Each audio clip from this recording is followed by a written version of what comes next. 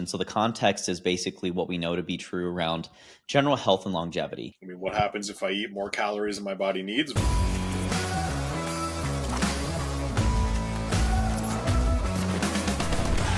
If you're listening in today, welcome to Beyond the Pump, where we break down the business of fitness and nutrition. And today we're going to talk about what actually matters when it comes to nutrition. Because let's face it, today, social media, the news, everything else in between, we're all a little bit lost. What's important? What's not important? How much does it matter? How impactful is it? Ultimately, I'm here to break down whether white rice or sweet potatoes is the thing you need to be worrying about. What are you going to talk about today, Andrew? Not white rice Everything and that's sweet not that. potatoes. Everything that's not that. We'll put that in the hierarchy, but I think that with how much misinformation, or I wouldn't even say misinformation, I think that a lot of people get shit on right now because they're like, oh, you're saying the wrong thing, or like, that's not accurate. We find research flip-flops all the time because the situations in which how they conduct those research items, those are the constraints that dictate whether something's true or not. If you're doing something with the elderly, it's going to be very different than teenage athletes oftentimes. And so we're just going to go through and say, this is the through line. These are the things that we know work best for most people.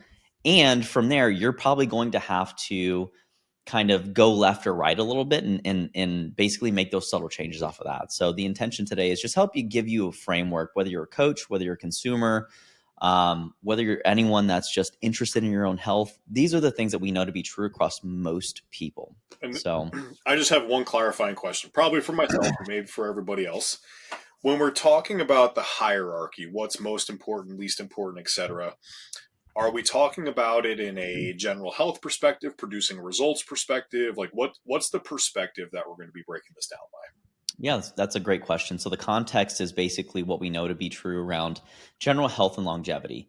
And I will give credit where credit's due. The first person I heard talk about this was Jason Phillips over at the Nutritional Coaching Institute.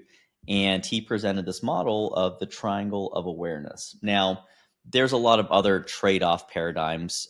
We talk about adaptive trade-offs in some of our stuff, but I really like that he kept it so simple, from the perspective of you either chase what you want to look like, you chase what you want to feel like, or you chase how you want to perform. Obviously, that's a lot more simple than the complex way that he proposed it. But I think that it takes a lot of the nutrition stuff that is circulating in the atmosphere and in the industry, and it helps kind of break it down into one of those three buckets. Now, the nutritional periodization stuff that was presented, of course, I think could have definitely been a lot more improved, and we're working on clarifying that in our own course, as well as we'll be talking about that in I think 2 or 3 episodes around how to organize the variables of your specific nutrition plan to make sure that you have the best chance at being effective. Because let's be honest, progress isn't guaranteed, and if you're not taking a structured approach, it's even your chances of success are drastically decreased. So I would say that would be the context, is general, how do you feel? And then if you want to change how you look or how you perform, those are going to be different use cases that we'll talk about later on in the season. All right. Well, I would say let's give it to them quick here. Let's break down in order. Most important to least, or least to most, however you thought this out in your brain, Andrew. And then after that, let's dive in and maybe some details. But I'm definitely going to be curious why sweet potatoes and rice is not the primary thing I need to solve. And if you haven't been listening for a while, it's an inside joke. It's funny. It's been running now for like 3-4 years. Go find that episode that we talk about that in there. But yeah, let's break this down. What order are we going, first of all? Most or least, starting with? We're going to start with the most. Okay. Most important, least important. Right. Yeah, our new podcast producer suggested that we have to give you guys more value up front. And as much as I want to go the other way, we'll stick with his guidance. So we're coachable, by the way. We're also receiving feedback all the time. So thank you for providing that. And if you haven't, we would love to comment. We would love to see your comments on anything that you'd like to hear us talk about, or any of the formatting that you think would make it more digestible. But from top to bottom, and we're going to give you the list up front. And from there, we'll go and explain them kind of one at a time. But I would say that the person's circumstances and situation is probably the most important thing, which is obviously not necessarily nutritionally related, but it'll change how much stuff you can put on that person at one time. And that includes the trust. If they don't trust you, you have to keep it very simple, very tactical and not super long-winded, right? The next thing that matters when it comes to actually managing your weight, which is what the majority of clients want. They're going to want to lose weight. They don't even care about fat loss. I would say, in my experience, most people aren't even informed enough to distinguish weight loss from fat loss until you bring it up and help them clarify some of those things. Most people don't want to be skinny fat. But if all they care about is weight loss, energy balance is the most important thing. You have to put someone in a calorie deficit, right? Then the next thing is macronutrient composition or distribution. Basically, what we're saying is that your weight is controlled by your calories. Your macros will control your body composition, how much muscle tissue you retain, your hormonal balance. A lot of those things are based upon your macros.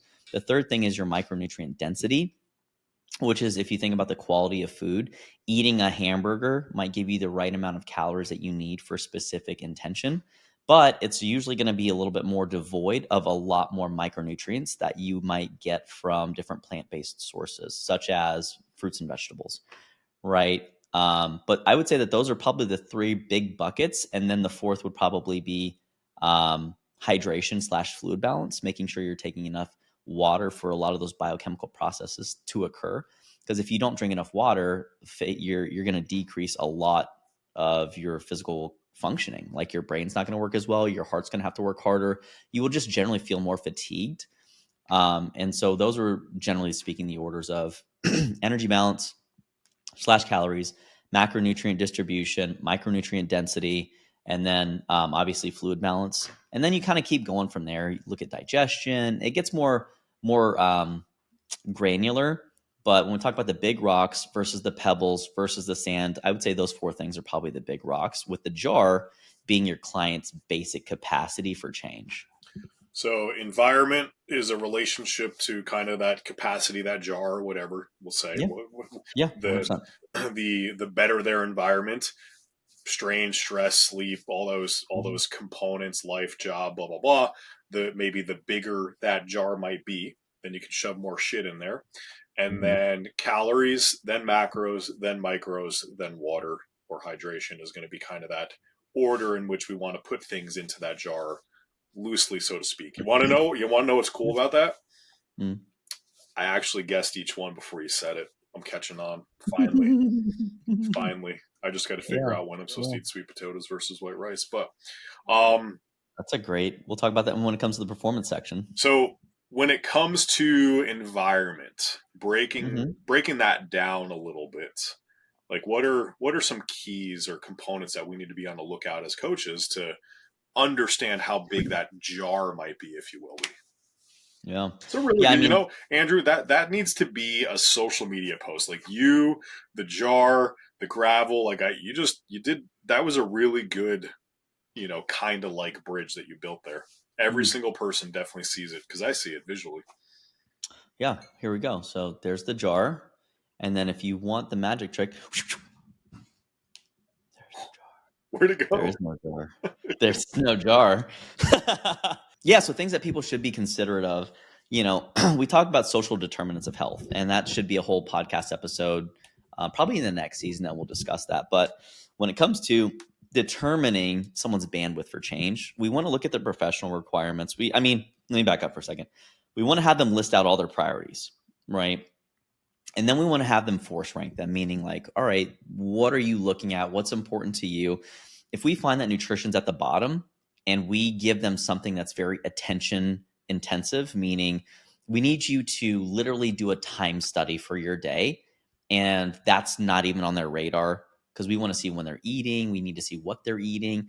That might be something that's just a mismatch in terms of priority, effort, and attention. So after we have people do that, which by the way, there's a really helpful thing that Andy Galpin presented in some, I can't remember where I heard it, but he creates this thing called the inventory. And I think this is actually a really great way to answer this question and to give people something useful that can help them measure it. And I do this with all my clients, especially ones that are busy. It's called the inventory, and you break and you kind of create 4 columns. Column 1's work, right? Your professional focus. Column 2 is your relationships. You're talking about friends, family, loved ones, professional relationships, all that stuff, like kind of like the social stuff. right? And then you look at number 3 is your training slash fitness. And you look at number 4, which is your recovery slash self-care. You give someone 10 points. You say, hey, hold up both hands, give me all 10 fingers. And if you're missing a finger, we give you an extra one, right? You got 10 points to distribute across these four categories. You only get 10. Where are you currently, based upon your day to day, if someone were to look at your life, where would you put these points in regards to the attention and focus? And they distribute them and then say, okay, cool. They're usually pretty eye opening. But then you have them do it for what would you like it to be across this next little bit. And that's what we call the client centered approach, where it's a pick your own journey. If as a coach, you come in there, you tell them what to do, you give them a lot of the directive style of coaching. Most people don't really respond well to that out of the gate. They like to know that it's a reciprocal thing. They like to know that you can handle the situation. So that's where I say, depending upon how much trust is there, which is how well they feel you understand them, generally speaking, your environmental constraints broaden drastically, because now you're having to, if you tell them to go grocery shopping, right, and they're busy all the time, their spouse is now normally the one that does it, like you create different friction points that aren't necessarily readily available or apparent in that recommendation. So I would say if you're looking at the environmental stuff, you're going to want to understand where their priorities are, where their current focus is, from the things that we generally understand most people care about. And then creating recommendations that don't interfere with those things. That's probably the biggest situation that I would say. All right. Be mindful of. So thing number 2, calories. I feel like this one can be made very, very simple, but what happens if I eat more calories than my body needs versus what happens if I eat less calories than my body needs? Yeah, so we know that based upon physics, science, um, there's some things that are currently true universally. And that means that you can't create or destroy something, right? I can't take this thing that is what we call a remarkable. It's like a pen, paper, tablet. I can't take that and snap my fingers and turn it into an iPad or into an iPhone or into a tree, right? That's not how that works. There's a transitional process. And so when we think about, you can't necessarily create or destroy anything, you can just transform its physicality, so to speak. Body's the same way. When your body is constantly producing energy to keep the lights on, to keep your eyes focused, to keep your brain functioning, keep your heart beating, all the things you don't really think about, for me, like waving my hand, even vibrating my vocal cords, you know, um, all that stuff takes energy. And so we know that your total daily energy expenditure, basically how many calories you burn during the day, which, let's just take a second here and say that calories are just energy. That's literally it. So if your client might freak out if they hear the word calorie, or they might have an overly negative connotation for that, then maybe you just change it to energy. Like, hey, we're talking about how much energy you're consuming versus producing every day. And, you know, I think that becomes a very disarming way and perspective shift for that person that you're talking to. But if you eat more than you burn, meaning you're less active than what you consume, you're going to probably store that stuff away. And it's a survival mechanism. It's actually really cool. Because I mean, if you kind of harken back to the previous days where you might not have a readily available food source most days, or like you need to kind of maybe time your meals a little bit differently, you might have to be able to store some extra fat as a fuel source, right? For periods of going without. So pretty cool. On the opposite end, if you are more active and burn more calories or use more energy than what you take in, it's kind of like going into your savings account and spending all your money out of there. Eventually, it's going to run out. And so, this is where your bank account will get smaller, or basically thinking about your energy stores. You store most of your energy in your muscles, right? And in your body fat. And then you kind of pick and choose, like you'll use that stuff as you go through it. Just very simple explanation. And so your savings account, again, muscles and body fat, that stuff, when you're not eating and you've used what's circulating, your body's going to go into those things and it's going to start pulling it out to use, right? But that bill's going to come due and you're going to have to replenish that. Otherwise, you get into some weird territory. If you're in a caloric deficit too long, you find that things don't really work as well as they should. Your mood's kind of funky. You're a little depressed. You may be a little grouchy or snappy. Like, so that would be kind of the caloric surplus, is eating more than what you need. You're going to gain weight. Um, If you eat less than what you need, or what we call a caloric or energy deficit, you're then going to inherently, right, lose your weight because you have to go into what you have stored and use it. And then you have your energy balance, which is, or basically your maintenance calories, which is basically what you need to stay exactly where you are. And one of the fastest ways to go about figuring that out is look at your weight, weigh yourself every day, kind of start to understand what you're eating on a day to day basis. If your weight's staying same, chances are you're at maintenance. And so just eating a little bit less can be a really non invasive way for people to start to manipulate the weight. But yeah, so that would probably be what I would suggest is just creating some awareness, weigh yourself daily, look at the average weekly, and then kind of making some small changes from there. So, next thing here on our list is macros. Talk about those. Yeah, so when it goes from environment, which we talked about thus far, now we've looked at calories, now we're going into the macros. We know that macronutrients all have a different role, and macronutrients generally encapsulate protein, carbohydrates, and dietary fat. Some people will throw water in there, some people won't. So I actually associate water with a macronutrient, which is why I listed as fourth. Because without appropriate water intake, none of the rest of your functions are going to work. You can go 2 to 3 days without water before you expire, die, right? So, oddly enough, I would say that's probably the most important. From there, if you want to maintain your muscle tissue or you want to have that toned appearance, you're going to need to build some muscle tissue, which means you're going to need to consume protein. And protein basically gets broken down to amino acids. You might even heard the term peptide, which is just a couple different amino acids put together. But long and short of it is that you want to build lean body mass so that way when you lose fat, you have that toned appearance. Protein is going to be the most important thing for you. You're probably going to want about 1.6 to 2, but basically 0.8 to 1 gram per pound of ideal body weight or fat-free mass. Might be a little bit more, but that's probably a good range for most people to shoot for. To my carbohydrates, I like to put those second because they're more activity dependent. You might find other organizations that say that it's inverse. Sure, if you have a good rationale for it, I get it. I like to go carbohydrate second because I take a more performance based approach, meaning you should work out hard. Carbohydrates are the body's preferred fuel source for the most part, and they're heavily, heavily, heavily used when it comes to anaerobic activity like weightlifting. So if you want to be good at weightlifting, you need to give yourself the right fuel source. Otherwise, you're going to find that it's a little more hard or challenging, or you might just feel a little more fatigued, or you might not see the strength gains, which we know is really important for building muscle tissue. And then the third thing is dietary fat, which tends to help with a lot of different cellular functions, keeping your cells nice and healthy, keeping your hormones functioning well, keeping your nerves healthy, and keeping them in their little fat jackets or your myelin sheaths. So that's probably what I would say about macros. Down and dirty. And moving on to micros. Yeah, so if you want to change how you feel and control that, excuse me, we know that micronutrients are heavily associated with mood state and energy kind of metabolism. B vitamins, particularly. So, if someone's plant based, they might find that they are going to be very bereft of the ability to take the food that they're consuming and make good use of it, right? It's kind of like if you want to think about the analogy of having nails and you're building a house and not having a nail gun. Like I would consider the vitamins basically if carbohydrates and glucose and energy metabolism are the nails, you need the thing to actually break those apart and to make them useful, which would be the nail gun. Or the hammer, if you want to think about it like that. But vitamins, by and large, are going to be organic substances that help you basically, create energy from the food that you're consuming.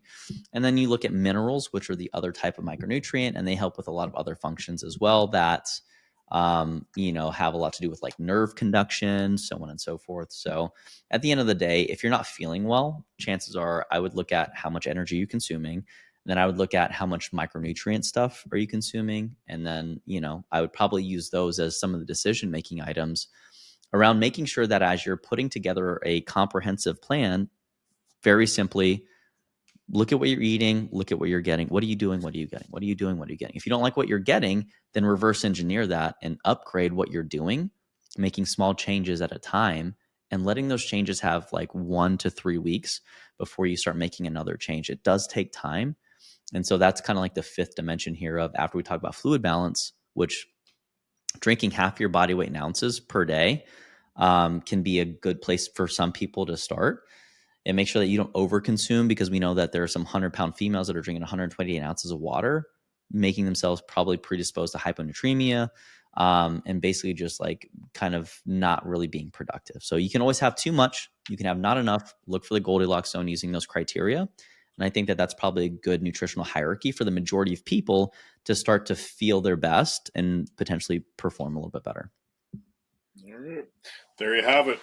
In order, in priority order, what you need to worry about as a coach when you're building things, plans, programs, whatever it might be for your clients, explaining it, making sure that they understand, hey, if we don't get this, we probably shouldn't work on that yet, and just prioritizing from your level. This isn't for everybody. This isn't for every single situation.